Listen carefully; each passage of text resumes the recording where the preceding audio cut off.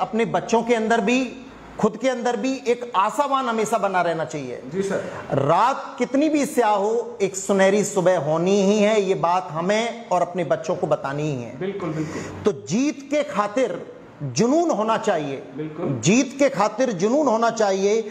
सुकून में भी आग लगा दे वह ख्वाब होना चाहिए। आसमां भी आ जाएगा जमी पर, बस इरादे मजबूत होना चाहिए, इरादे मजबूत होना चाहिए। इन्हीं शब्दों के साथ एक बार रेस्पेक्टेड पेरेंट्स और डियर स्टूडेंट्स, विजिट जरूर करिए, क्योंकि मेरे अनएक्सपेक्टेड मटेरियल था ये, क्योंकि मैं ये समझ रहा था कि धौलपुर के अंदर जिस तरह की आम कोचिंगें चलती हैं शायद कलाम कोचिंग वैसी ही होगी। हालांकि मैं इनसे काफी साल से भी जुड़ा हूं, और जब इन्होंने यहां पर स्टेब्लिश किया था, शुरुआत में मुझे ये मिले थे, मैंने बहुत हौसला अफजाई की थी इस बात के लिए और धन्यवाद दिया था कि यार धौलपुर को एजुकेशन में बदलाव लाइए।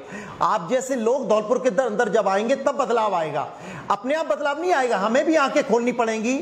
इसीलिए 2 लाइन फिर सुन लीजिए कि आंखें भी खोलनी पड़ती हैं उजाला देखने के लिए। क्या बात है, क्या ये पेरेंट्स के लिए बातें हैं, पेरेंट्स को समझना पड़ेगा। आंखें भी खोलनी पड़ती हैं उजाला देखने के लिए।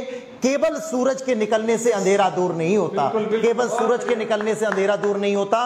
कि मैंने फीस दे दी, बेटा तू कहां पढ़ रहा है, किस कैंपस में पढ़ रहा है, उसका एटमॉस्फेयर क्या है, उसके अंदर फैकल्टी क्या है, उसके अंदर प्रोडक्टिविटी क्या है, उसके डायरेक्टर का एम क्या है, क्या केवल पैसा लेना ही मकसद होगा उसका, तो ये भी देखना पड़ेगा। तो आंखें भी खोलनी पड़ेंगी उस उजाले के लिए। और इन्हीं सत्यता के साथ, इसी सत्यता को प्रमाणित करने के साथ मैं इस कैंपस का विजिट जब मैंने किया तो वास्तव में एक एजुकेशनल जो कैंपस होना चाहिए था, जैसा कि रेड सिटी के नाम से धौलपुर को सब लोग जानते ही हैं। उम्मीद है कि इनका एक और कैंपस कहीं तैयार हो रहा है, ठीक है ना। कुछ बातें इन्होंने अपने पास ही रखी हैं, बहुत जल्दी मैं भी इनसे पता कर लूँगा कहाँ खुलने जा रहे हैं ये। और आप सब विश्वास के साथ अपने धौलपुर के अच्छे इंस्टीट्यूट, अच्छे टीचर पर बिलीव रखिए, विश्वास रखिए। वो आपकी उम्मीदों पर पहले भी खरे उतरते आए हैं और निश्चित तौर पर फिर खरे उतरेंगे। इन्हीं शब्दों के साथ मैं राघव जी को लास्ट में अपनी बात को पूर्ण करने के लिए समय देता हूं कि वो अपनी बात को पूरा करें।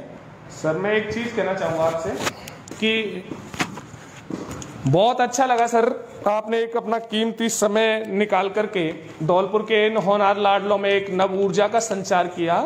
और मैं लास्ट में 2 पंक्तियां आपसे जरूर कहना चाहूँगा कि डियर स्टूडेंट, ये वक्त भी गुजर जाएगा, ये वक्त भी चला जाएगा, लेकिन इंतजार में आप वक्त नहीं गुजार सकते।